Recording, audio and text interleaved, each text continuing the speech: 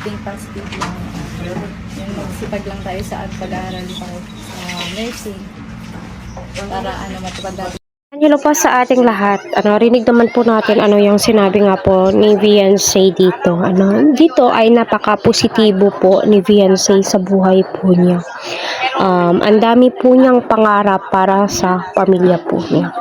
Pero bakit biglang nagbago ang ihip ng hangin? Dito po sa video ito ay hindi po ako sinabihan ni Kuya Val ng gagawa ng reaction video.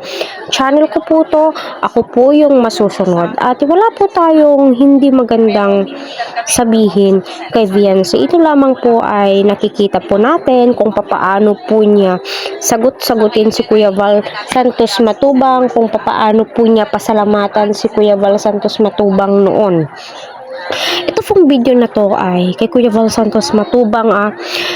Medyo matagal na po itong video na to at dito ko po na-realize kapag may pakinabang pa po yung isang tao sa'yo, papasalamatan ka, sasabihan ka ng napaka mabulaklaking salita.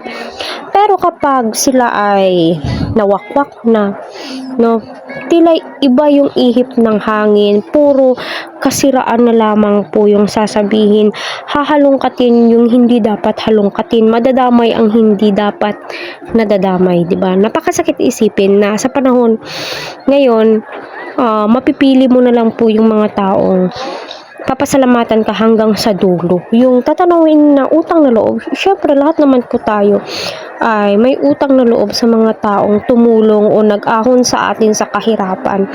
Ika nga po ni Kuya Val, Kalingap Rab, scholarship or scholar po si Viansay sa kanila.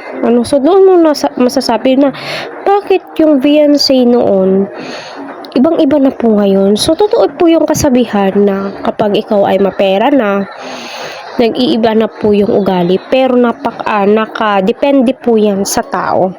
'Di ba napakasakit isipin yung taong tumulong sa'yo, ginanon-ganon mo, dinuro-duro mo doon sa social media. Masasabi mo, bakit ganun? Napaka-ungrateful naman po ng pamilyang ito.